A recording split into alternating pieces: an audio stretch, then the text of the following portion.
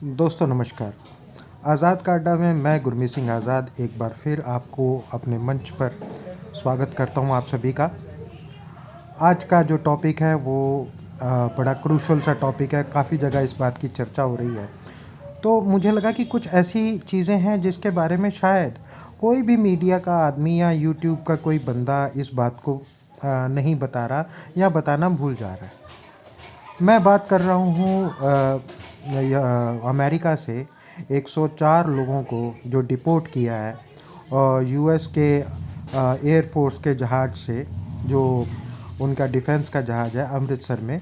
मैं उसके विषय में थोड़ा बात करना चाहता हूँ। ऐसा नहीं है कि डिपोर्टेशन पहले नहीं होता था, पहले भी होता था। और ये तो सिर्फ 104 हैं, बल्कि इससे पहले 1100 से लेके 1300 लोग एक साथ भेजे गए हैं और उन्हीं अमेरिका से ही भेजे गए हैं और बाकायदा चार्टर्ड प्लेन करके भेजे गए हैं। लेकिन इस बार 104 का हल्ला क्यों है? इस बार 104 का हल्ला इसलिए है क्योंकि जितने भी डिपोर्टेशन पहले इतिहास में किए गए हैं वो सारे के सारे इस तरीके से उनकी कोई प्रेस रिलीज़ नहीं हुई थी। आपस में समझौता होता था, ठीक है पकड़े गए और वो भेज दिए जाते थे।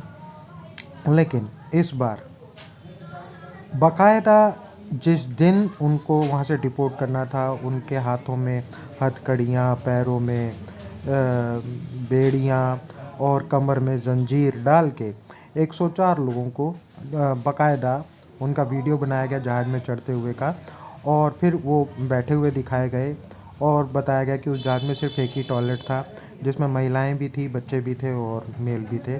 टोटल 104 में कुछ पंजाब के थे 30 एक लोग और बाकी के गुजरात के और यूपी के लोग थे।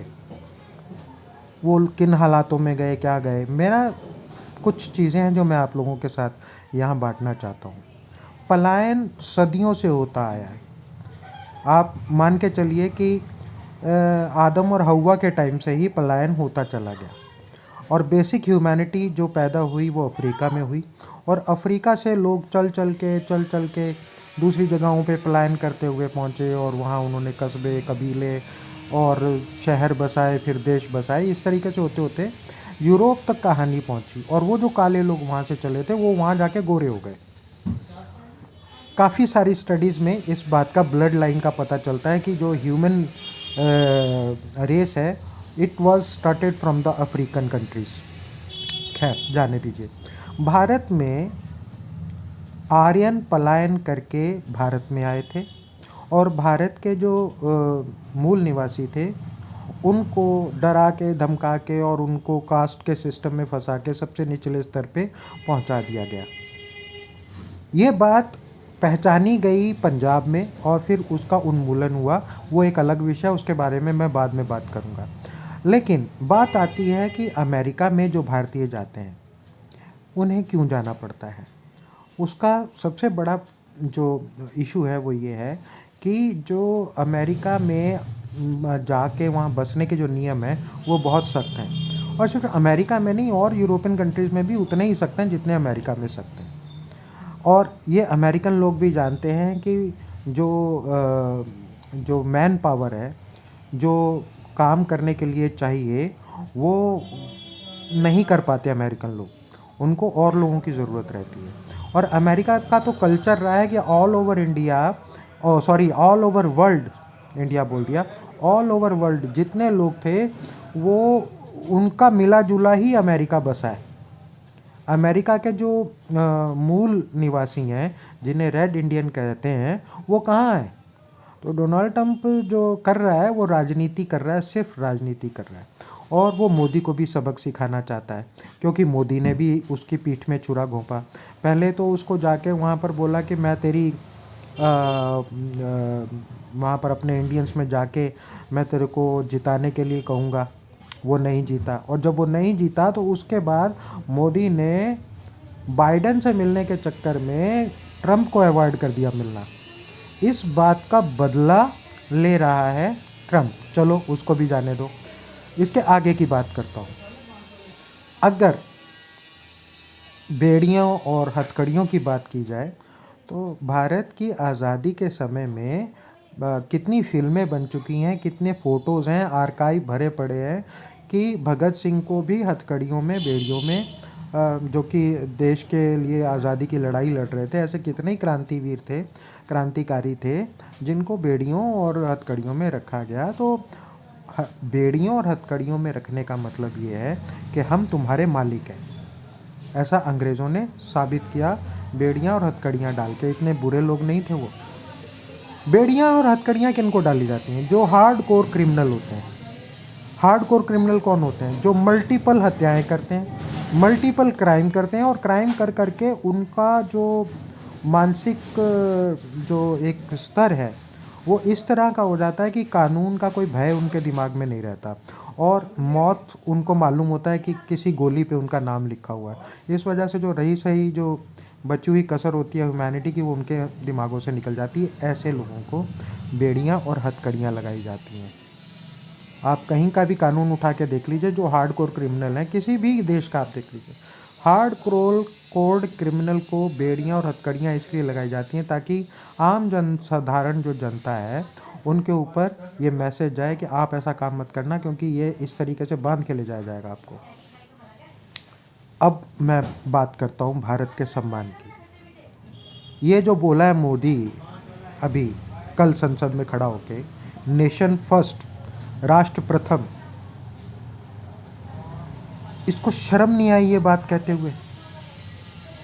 अगर तेरा राष्ट्र प्रथम था, नेशन फर्स्ट था, तो क्यों नहीं अमेरिकन राजदूत को बुला के फटकार लगाई उसको कि पहले भी तो तुमने डिपोर्ट किए थे, और ये कौन सा तरीका है तुम्हारा हमारे बंदों को भेजने का? अगर यही काम कनाडा ने किया होता तो कनाडा के जितने भी राजदूत हैं वो वहाँ से ऑफिसर्स वापस भेज दिए जाते, जैसा कि निज्जर के केस में हुआ। जो उन्होंने आगे बढ़ाई बात, उसको बढ़ाने के चक्कर में इन्होंने अपने जो राजनयिक थे वहाँ से वापस बुला लिया और उनके राजनयिक वापस भेज दिए। अब मैं पूछना चाहता हूँ इस मोदी जी से कि तुम्हारा जो 56 इंच का सीना है वो कहाँ चला गया? वो 16 इंच का या 6 इंच का कैसे रह गया बस? और दूसरी बात मैं बताना चाहूँगा आपको कि एक चिढ़ और है इसको, डोनाल्ड ट्रंप को, कि अमेरिका में जो जिस नशे की वजह से 1 लाख लोगों से ज़्यादा की मौत हुई पिछले साल, उसका नाम है फेंटालिन। वो फेंटालिन गुजरात से विटामिन सी कह के वहाँ भेजा जाता था। जो वहाँ के ड्रग माफिया उनको रिसीव करते थे और उसको मिला के, कुछ केमिकल्स को मिला के वो फेंटालिन नाम की ड्रग बनाते थे। और ये सिंथेटिक ड्रग है। एक ड्रग तो होती है कि भाई जो सीधा ही नशा करती है, जैसे भांग है, भांग को आप सीधा लोगे तो वो ड्रग मानी जाती है। लेकिन कई ऐसी ड्रग्स हैं जिनको मिला के बनाया जाता है एक ड्रग, तो उसको सिंथेटिक ड्रग कहते हैं। तो सिंथेटिक ड्रग बनाने में गुजरातियों का नंबर 1 आया है वहाँ पर, और एक जो टॉप का गुजराती है वहाँ पकड़ा गया। इस बात से भी उसको चिढ़ है, लेकिन उसकी चिढ़ के कहाँ निकल रही है? जो भारत के जो बाकी के जितने भी नागरिक वहाँ बिना कागज़ के रह रहे हैं, डोंकी करके गए हैं, जैसे भी गए, पलायन करके गए। हमारे देश में भी कई लोग पलायन करके आए, जो कहते हैं बांग्लादेशी आ गए, रोहिंग्या आ गए।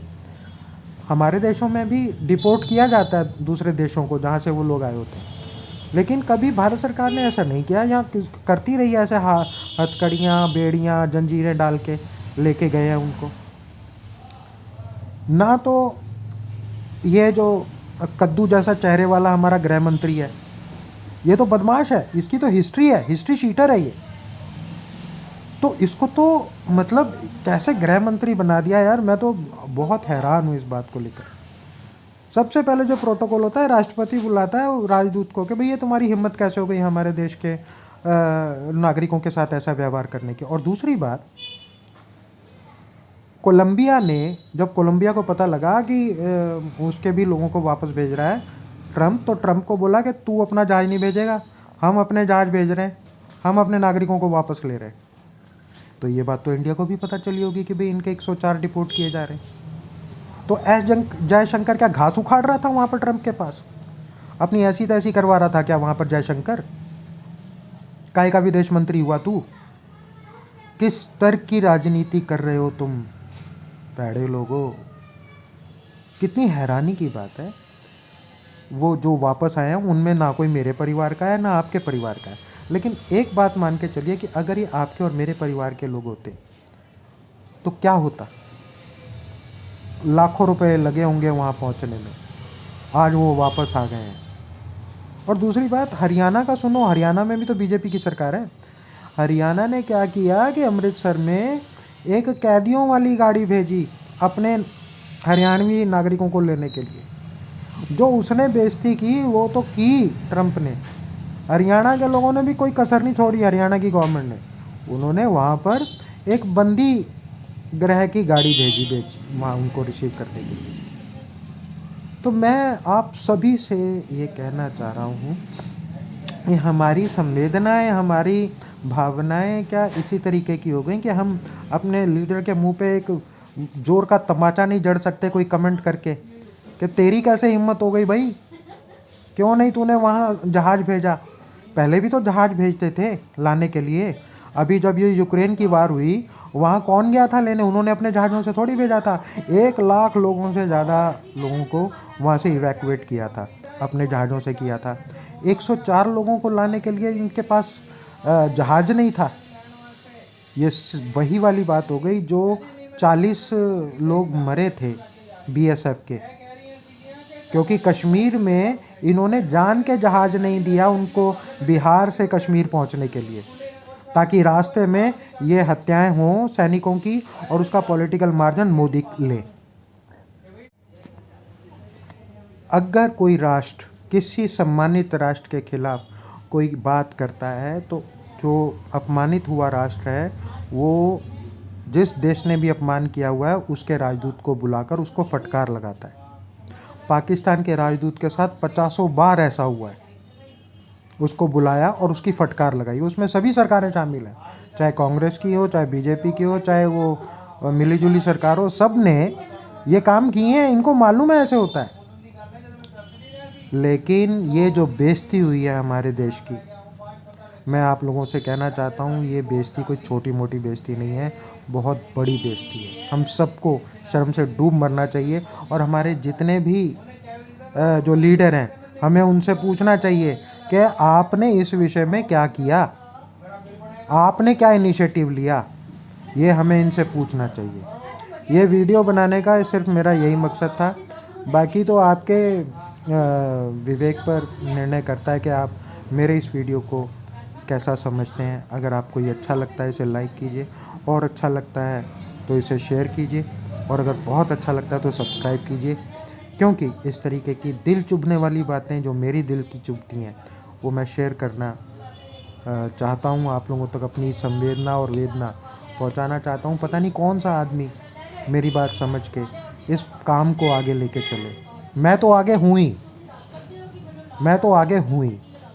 आपकी कोई समस्या हो, किसी भी तरीके की समस्या हो, अब इतना मेरे पास वाइड एक्सपीरियंस आ चुका है कि मैं उस एक्सपीरियंस के आधार पर आपकी समस्याओं का हल निकाल सकता हूँ। इसके लिए कोई पैसा खर्च नहीं करना, इसके लिए कहीं मेहनत नहीं करनी, जस्ट आपने मुझसे पूछना है और मैं उसका हल निकाल के दे दूँगा आपको। तो दोस्तों इसी के साथ ये वीडियो यहीं समाप्त करता हूँ, क्योंकि वीडियो काफ़ी लंबा हो गया है।